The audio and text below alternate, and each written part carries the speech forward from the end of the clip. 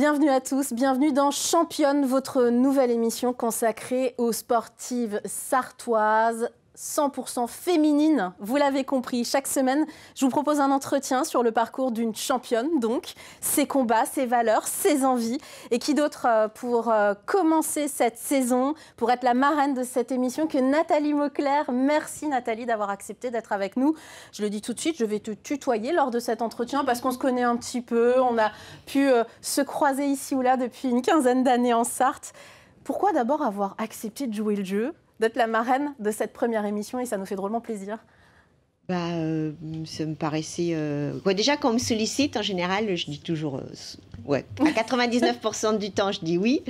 Et du coup, forcément, une émission sportive spécialisée sur les femmes, oui, forcément, ça me parle et j'ai envie de représenter ça, effectivement. On va y revenir. D'abord, un petit palmarès. Alors, non exhaustif, je suis désolée, il y a un palmarès tellement énorme avec Nathalie Mauclair qu'on n'a pas le temps de tout dire. Mais quand même, 10 ans au plus haut niveau, double championne du monde de trail en 2013, en 2015, 4 médailles d'or aussi en équipe, et c'est important, une victoire sur l'Ultra Trail du Mont Blanc, la plus prestigieuse des courses, 2 fois vainqueur de la Diagonale des Fous à La Réunion. Et justement, il y a 12 ans, tu remportes la Diagonale des Fous, l'une des courses, on va le dire, les plus dures du monde, en 2013. C'est ton premier Ultra Trail et tu as plus de 40 ans.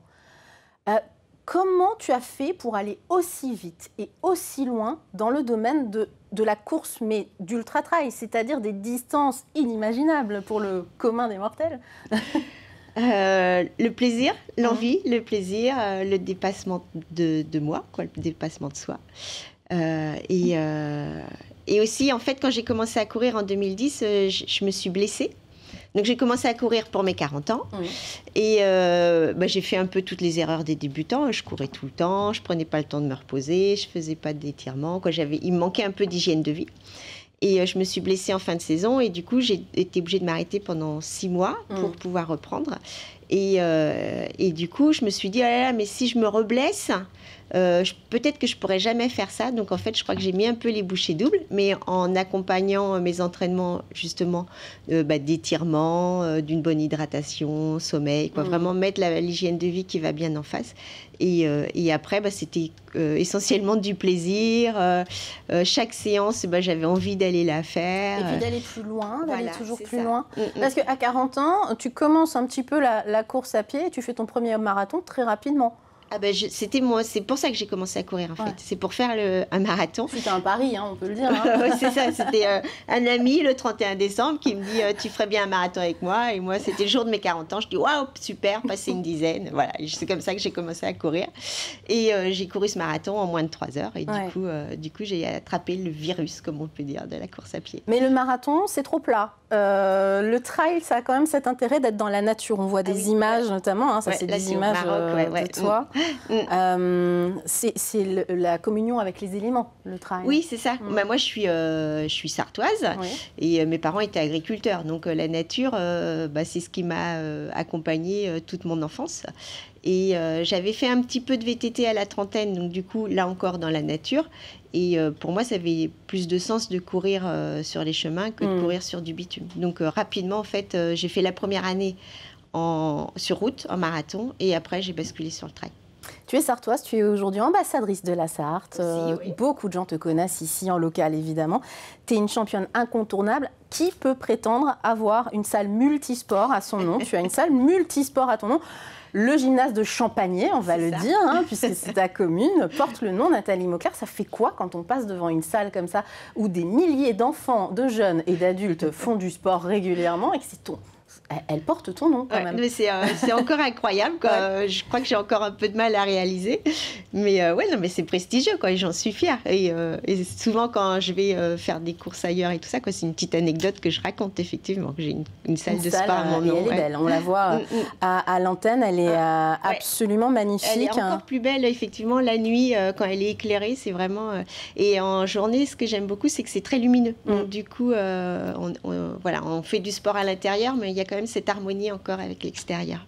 Être ambassadrice de la Sarthe, c'est important. Tu portes quoi comme valeur à ce niveau-là? De se dire que, comme moi, du coup, au regard de mon parcours, c'est on a beau habiter en Sarthe où c'est tout plat, ça m'a pas empêché de faire des trucs de fou à la montagne et de dire qu'en fait, tout est possible, en fait. De voyager, évidemment. Ouais, de voyager et c'est pas... et de pas s'enfermer dans des croyances limitantes de non, j'habite en Sarthe, c'est plat, du coup, je pourrais jamais m'aligner sur une course de montagne. Non, en fait, il suffit de bien se préparer et c'est possible. Tu as fait 10 ans de carrière à haut niveau. Cette carrière, elle est derrière toi aujourd'hui, la carrière sportive. Pour autant, la passion perdure et presque malgré toi, tu me disais en préparant cette émission, il y a quand même toujours des projets de course. Oui, que tu le veuilles ou non, tu as besoin d'avoir cette adrénaline-là. Ouais.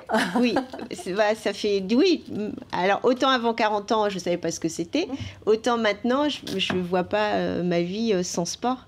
C'est ce qui me permet de me sentir vivante, de me sentir en forme.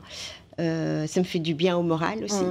Et puis aussi, si j'ai pas d'objectif, ça serait aussi, parce que je suis aussi comme monsieur et madame tout le monde, hein, ça serait facile de dire non, là il pleut, j'y vais pas, là il fait je suis un peu fatiguée. Mais non, en fait, j'ai un objectif à réaliser, du coup en fait, ça devient même pas une contrainte, c'est que c'est évident, la tête et le corps ils sont alignés et hop, c'est parti pour atteindre cet objectif là. C'est un de tes combats et d'ailleurs tu vas sortir un livre et je le dis d'ores et déjà, il n'est pas encore imprimé, hein, si je ne dis pas de bêtises, c'est en cours d'impression, donc je n'ai pas pu lire ce livre.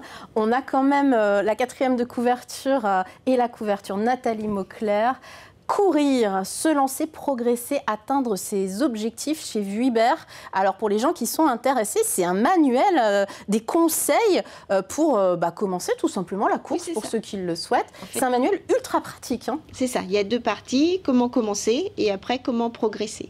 Donc il y a à la fois des plans d'entraînement physique et puis moi en fait j'ai beaucoup travaillé sur tout ce qui était préparation mentale, hygiène de vie, visualisation. Donc en fait, il y a le corps du texte. Après, il y a des encarts donc, me concernant, mon expérience de pro, ça s'appelle. Et puis après, j'ai sollicité aussi les gens qui m'ont accompagnée pendant toutes ces années. Donc Philippe Ropage, le sélectionneur de l'équipe de France à l'époque. Michel Ritz, médecin rééducateur au Mans, qui m'a suivi pendant toutes mes années au plus haut niveau. Marie-Caroline Salvézieff, qui est diététicienne, la sophrologue. Et la collaboration d'Alix Lefief-Delcourt. Oui, ça, c'est pour la construction du livre. Oui, c'est ça. Parce qu'en fait, j'ai commencé toute seule, mais c'est pas évident quand même d'écrire un livre. Donc au début, c'était un peu difficile. Donc, Vuibert m'a proposé la collaboration d'Alix. Et après, elle, c'est son job. Donc, du coup, c'était plus facile. Moi, je mettais mes idées et elle faisait plutôt le plan. Elle articulait. Où elle me disait mais là j'ai pas bien compris ce que tu as voulu dire, donc voilà, ça a permis de... Et puis moi ça m'a rassurée parce que c'est une professionnelle et du coup elle savait de quoi elle parlait. Moi j'avais juste à apporter mon côté sport et encore ce que je savais faire. Écrire un livre, c'est un défi aussi. On pourra découvrir ce livre les 4 et 5 octobre. Prenez note, c'est le premier week-end d'octobre, c'est Faites lire au Mans, le festival de littérature, vous connaissez, et on pourra te rencontrer tout simplement. Oui, aussi. C'est ça, je serai là toute la journée du 4. Ouais, donc le samedi, il y aura des dédicaces. Cette passion pour le sport, c'est quelque chose, ça c'est un de tes combats que tu veux transmettre, c'est pour ça que tu fais un livre aussi, que tu transmets par le prisme de ton métier d'infirmière au préalable. Aujourd'hui, tu es dans le monde de l'industrie, tu as découvert un nouveau monde dans l'industrie depuis quelques années, en ayant changé un petit peu d'univers. Avant c'était plus santé, aujourd'hui c'est santé-industrie, voilà. Alors en fait, je me suis rendu compte que les gens... pour l'entreprise où je travaille, donc c'est Eaton à Champagné, mais je pense qu'on peut généraliser, c'est que les gens, ils font pas forcément très attention à eux. Ils ont pas forcément conscience que s'ils prennent pas soin de leur corps, s'ils font pas d'activité physique, en fait, ils s'enlèvent un peu de leur capital santé. Moi, j'aime bien utiliser l'image, on est avec un capital santé, donc on le fait grandir jusqu'à 20 ans à peu près, puis après, on le consomme jusqu'à la fin de notre vie. Et le fait de ne pas faire d'activité physique, pas d'étirement, parce qu'il y en a une bonne partie qui travaille aussi en équipe ou en horaire décalé, de se priver de sommeil, parce que effectivement, il y a la vie de famille à gérer, mais et le travail avec des horaires spécifiques. Mais tout ça, en fait, c'est ce qui nous permet de nous maintenir en santé le plus possible. L'alimentation, le sommeil, le sport. Ouais, on n'est pas tous voués à être Nathalie Mauclair. On n'est pas sportif de haut niveau, quoi. Tout le monde n'est pas sportif de haut niveau. Moi, la première, je ne savais pas que j'ai... Ça me rassure, ça me rassure, parce que quand je vois les performances, je me dis, waouh, quand je fais mon footing le samedi matin, c'est que 5 km. Mais c'est vraiment important, pas de faire de la compète, mais de prendre soin de soi. Et il y a plein d'ingrédients à y mettre pour... Et on peut tous le faire, chacun à son niveau. Ouais. Et le fait de faire de l'activité physique régulière tout au long de sa vie, ça permet de reculer de 7 ans l'entrée dans la dépendance. Donc l'entrée dans la dépendance, c'est prendre un déambulateur, les médicaments et tout ça. Et 7 ans, c'est quand même pas négligeable. Si on vit tous jusqu'à 85 ans, ça veut dire qu'on peut peut-être vivre jusqu'à 85 ans en bonne santé, quoi.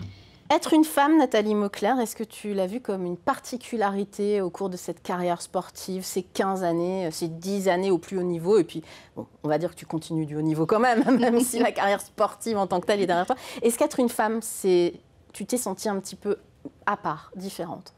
Alors, au début, non, mais dans les faits, oui.